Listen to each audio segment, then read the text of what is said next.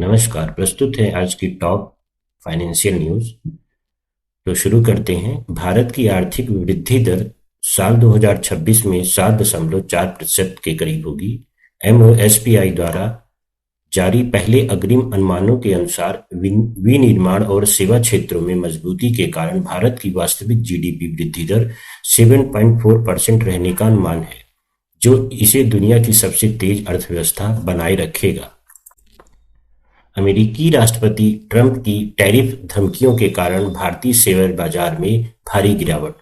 रूसी तेल खरीद पर अमेरिकी राष्ट्रपति द्वारा 500% टैरिफ लगाने की चेतावनी के बाद निवेशकों में घबराहट फैल गई। सेंसेक्स और निफ्टी में शुरुआती कारोबार में भारी गिरावट दर्ज की गई और बिकवाली बढ़ गई। भारतीय अर्थव्यवस्था ने $4 ट्रिलियन के महत्वपूर्ण मील के पत्थर को छुआ है। भारत की नॉमिनल GDP 757 लाख करोड़ रुपए के पार पहुंच गई है, जिससे देश आधिकारिक तौर पर $4 ट्रिलियन अर्थव्यवस्था के क्लब में शामिल हो गया है। यह वैश्विक मंदी के बीच एक ऐतिहासिक उपलब्धि है। बजट 2026 में करदाताओं को मिल सकती है धारा 80C में राहत।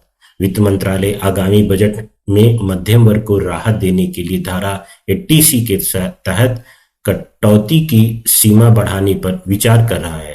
करदाता लंबे समय से इस सीमा में वृद्धि की मांग कर रहे थे।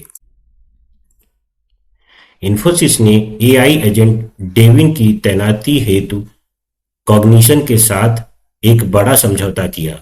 प्रमुख IT कंपनी इन्फोसिस ने दुनिया के पहले AI सॉफ्टवेयर इंजीनियर्स डेविन को अपने वैश्विक सॉफ्टवेयर विकास और ग्राहक वितरण मॉडल में शामिल करने के लिए अमेरिकी कंपनी कॉग्निशन के साथ एक रणनीतिक साझेदारी की है। टाटा स्टील ने दिसंबर तिमाही में अब तक का सबसे बेहतरीन वित्तीय प्रदर्शन दिखाया। टाटा स्टील ने वित्तीय वर्ष 2025-26 की तिमाही में उत्पादन और बिक्री के रिकॉर्ड आंकड़े दर्ज किए हैं। कंपनी के घरेलू उत्पादन में 12% की वृद्धि दर्ज की गई है, जिससे लाभ में भारी उछाल आया है। भारतीय रिजर्व बैंक द्वारा साल 2026 में ब्याज दरों में कटौती होगी। विश्लेषकों का मानना है कि गिरती मुद्रास्फीति और आर्थिक गतिविधियों को गति देने के लिए RBI इस साल रेपो रेट में 50 बेसिस पॉइंट तक की कटौती कर सकता है, जिससे होम लोन सस्ते होंगे। रुपया अमेरिकी डॉलर के मुकाबले मजबूत होकर 90 के स्तर के काफी करीब पहुंचा। विदेशी मुद्रा के निरंतर प्रवाह और अमेरिकी डॉलर इंडेक्स में कमजोरी के चलते भारतीय रुपया 89.87 प्रति डॉलर पर बंद हुआ।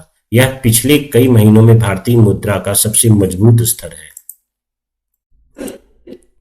अडानी ग्रीन ने गुजरात में हाइब्रिड ऊर्जा आपूर्ति हेतु असाही ग्लास के साथ अनुबंध किया। अडानी ग्रीन एनर्जी ने गुजरात के खावड़ा स्थित अपने विशाल पार्क से 20.80 मेगावाट और पवन हाइब्रिड बिजली की आपूर्ति के लिए एक नया समझौता किया है, जो औद्योगिक क्षेत्र में हरित ऊर्जा को बढ़ावा देगा। गोल्डमैन सैक्स ने वित्त वर्ष 2027 हेतु भारत की विकास दर घटाई है।